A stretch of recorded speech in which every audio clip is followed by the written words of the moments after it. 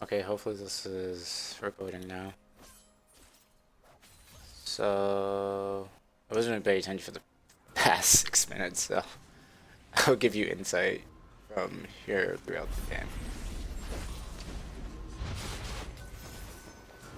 Alright, so that gank was rushed because Malzahar is not 6. He has no lockdown for Katarina. Like, if you go in, he has nothing to actually follow up with. Ganking in Malzahar lane at this stage in the game is not really worth it, not until it becomes 6. However, for bot lane, it seems to be a lot more crucial to gank for them, just because there is a lot of kill potential. Like, Blitzcrank lands a hook. Like, what are they gonna do? Caitlyn's gonna E back, then what? If you can blow a flash, that's still worth it. Just come right back around. Blitzcrank lands another hook on the same target. Boom, they're dead. Nothing they can do. Top lane, you just let Singe farm at this rate. That's good. Oh, wow. Oh my god. Welcome to Silver, ladies and gentlemen. Welcome to Silver. Oh, Lord. That was so bad. Okay, so now, if you want to gank from Malzahar, now would be like the perfect time because you land your Q. If he's smart enough to flash, he doesn't have flash now, but if you go back to flash ulti, or even better, if he throws his combination down, his E, his Q, and his W, ult, and then you just run up and then start autoing with your W and E. If she jumps out or flashes out, just Q her right behind. She's bound to be dead. Like right now. Perfect. But like I said, too far away. He doesn't have flash. You're dead. You're both dead. Alright, you traded one for two. It's still bad though. So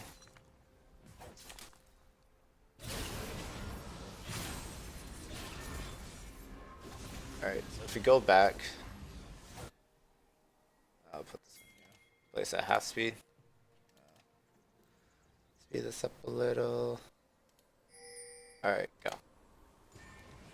So you hit your Q,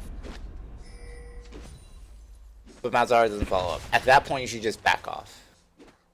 Like, yes, you hit. Like, yes, he hits Pantheon mid jump, but the problem is there's nothing now to stop Katarina from killing you both. And then Jaina comes around to support Katarina. In reality, if she had shielded Pantheon, he would have survived as well, but that's minor. But the problem is, it's like all the lockdown for Katarina was already used, so you should just let him die. Like, there was no saving him and there was no winning that fight. At certain points, you have to let your teammate die just because it's not worth giving up your life when they're already dead. Yes, you can trade a kill back, and you still fed 2 kills to the mid lane, and then they were still alive to pick up the CS on top of that.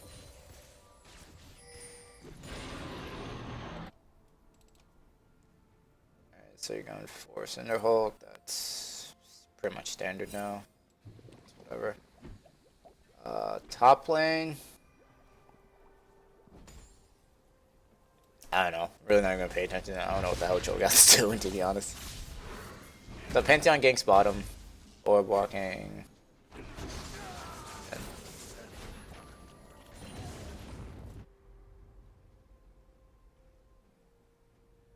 No ping from the mid lane. She roams top.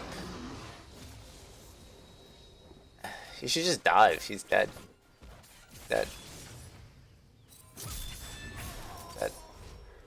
Just dive. Whatever. This ain't about them, it's about you, girl. So one thing, if you notice the mid laner is top, roams to a different lane, up your mid laner push. Like, get this tower. Get some gold to the rest of your team. You know, Like, open up the map, let your minions push a little bit more. Like, just allow the map to open up more to your team. Was your Q on cooldown? Now it's on cooldown. So that flash was definitely unnecessary.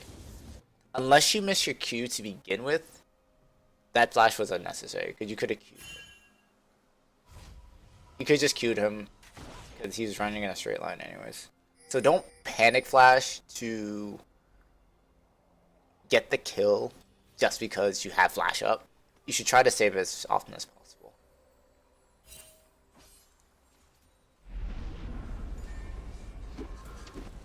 Nice.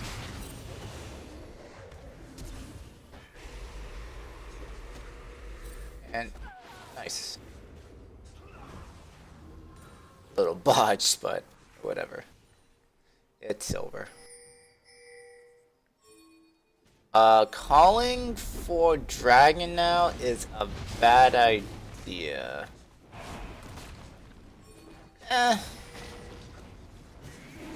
So, okay, so the reason that it's bad is you have two ultimates down, your own and Malzahar. Those are two huge ultimates. Pantheon has his up. You don't know that, but even if you don't know if your opponent's cooldowns are up or are down, assume that they're up. Like, just assume. Like, when in doubt, just assume that they're up. Just because, like, you don't know. So you should take that into account. If you were to drop right now, and Caitlyn and Janna were to collapse, not only is there a possibility he could steal the dragon, but there's also a possibility it's, from the position right now, there's at least a double kill. And if you two died, like, that's a lot of damage gone. Like, now you're just really low. But they don't decide to contest it because they're scared. But, like, in reality, that was very, very risky.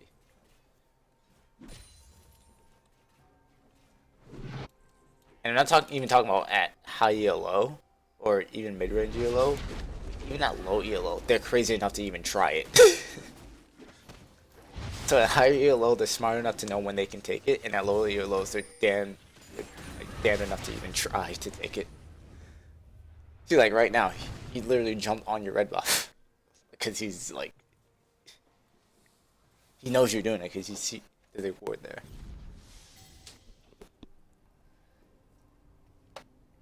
But now that's on cooldown. Now you know that's on cooldown.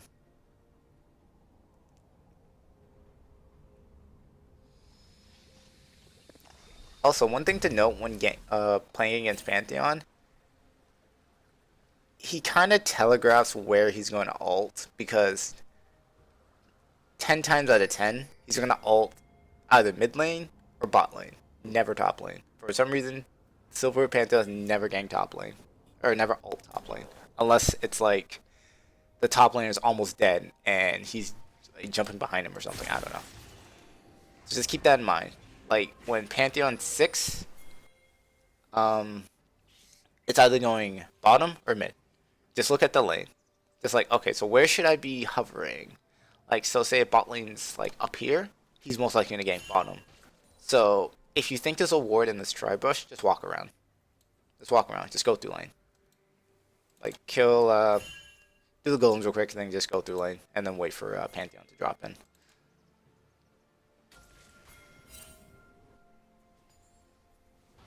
Or as of right now, there's a pink ward there, so you can just easily walk down to your own jungle. This is good. This is good. Being patient, waiting for Katarina to show herself again. See her walk back to mid lane. Again. Okay, so same thing I said earlier. Pantheon's gonna gank two lanes: mid lane, bot lane. That's it. Those are the only two. He's never gonna go top, especially with Cho'Gath somewhat behind. He's just not gonna go top at all. So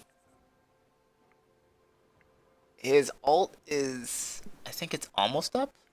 Looks like it's up. Anyways, but you see Malzahar this overextended trying to take tower, and you see Katarina roaming back to mid. You should assume Pantheon is somewhere in that general area, because those are the only two ganks lanes he likes to gank, and because Malzahar is super overextended. Yes, he got the tower, but he's probably going to take the price now.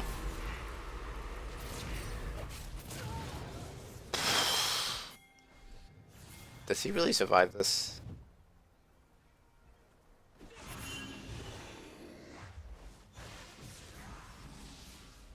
Oh my god. He should be dead. Like, Pantheon should have just pressed R on top of lane. He should be dead. He should be dead. But he's holding his ultimate.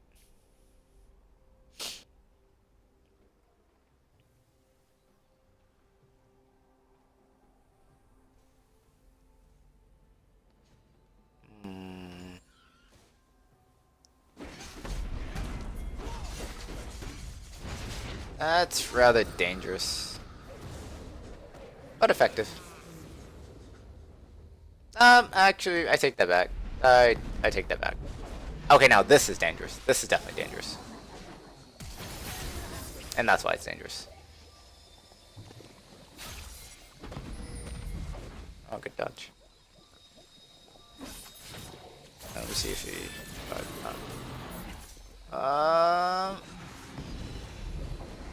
why are you going back? Oh my god. Oh my god.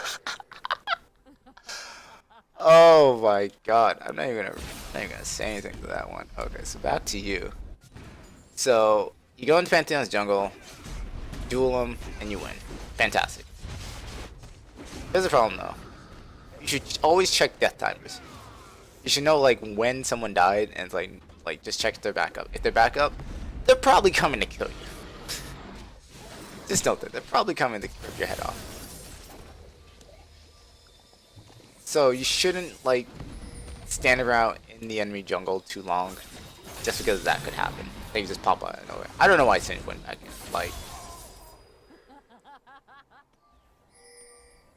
it was like 1-for-1. Like just take your losses.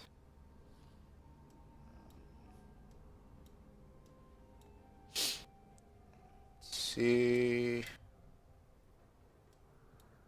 Perfect. Okay. Just so I can get an idea where everyone is.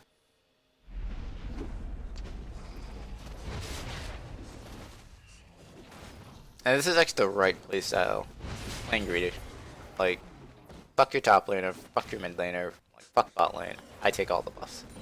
Well, you're movement, so you don't really need red buff, but sure. I've noticed that you like to go Abyssal on Amumu, and you should only really, oh wow, you should only really get it if the damage is necessary. It's only if and only if the damage is necessary.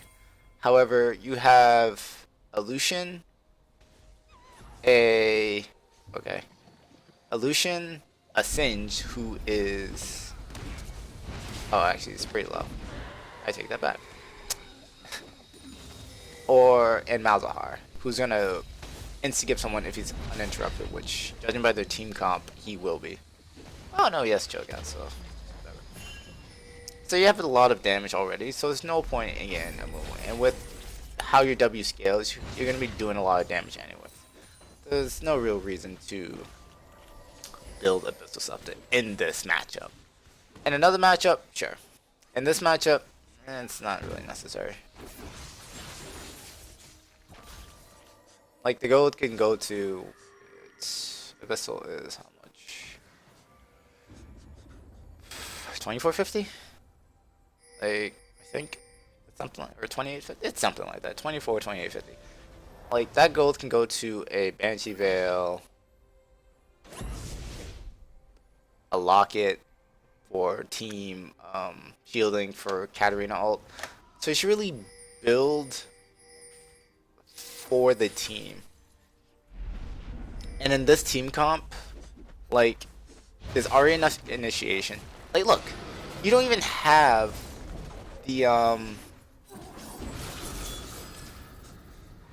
like you don't even have the Abyssal. You're like chunking Katarina. There's no need for it.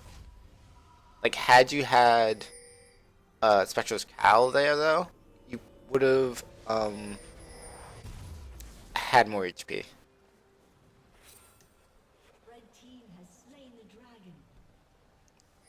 And also keep an eye out for Dragon.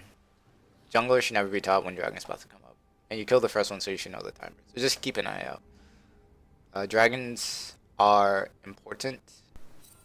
It's more important than lower level players give credit to, but it's very, very important, especially when you scale it in late game, because like your opponent has 4 dragons, and you actually look at the counter, it's like, oh crap, we can't let them have that 5th dragon, which everything deals up to 552 damage. Like a support to auto attack is going to be hurting. Like Janna would start hurting, which you don't want to give your opponent extra advantage and extra damage. Like the 3rd and 4th are very, very big. Like Wrath at and Silver doesn't matter that much, but I mean the movement speed and damage to minions and monsters, it's pretty big.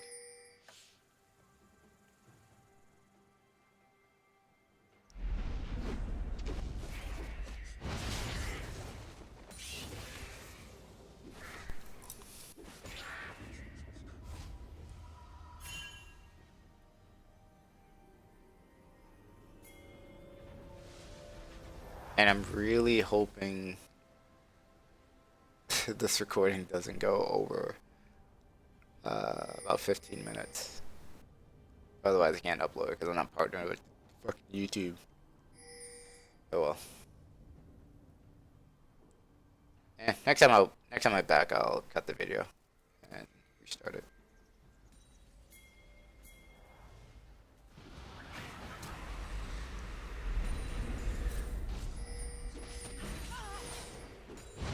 I'm not even gonna comment on that because I have no idea what the hell she was doing in the first place.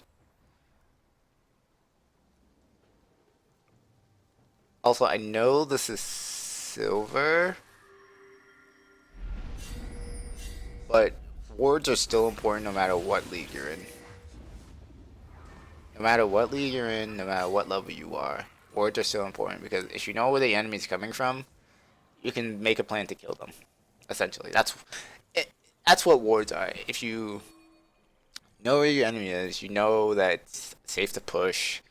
You know, you're just like, oh, we're all 5, they're 1, we can kill them. Or if you know you can duel them, you know where they are, you can take their buffs. Like say, you know, Pantheon's top lane, but his blue buff's up, and you know that he's top lane, you can just take his freaking blue buff. Like right now. Like you see all these people top, and you take like dragon, the tower, which is good. And you see Caitlyn come by, that's just bad. One thing I would recommend is also just practicing skill shots in general. Like Blitzcrank, Thresh, amumu, like really anyone.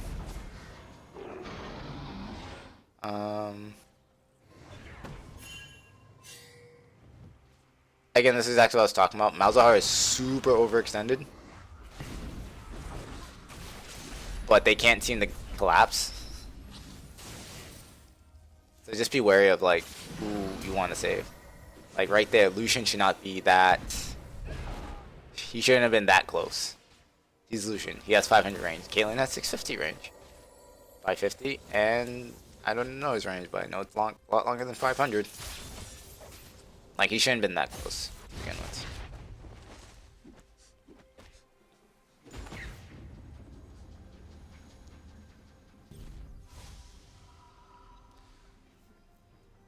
And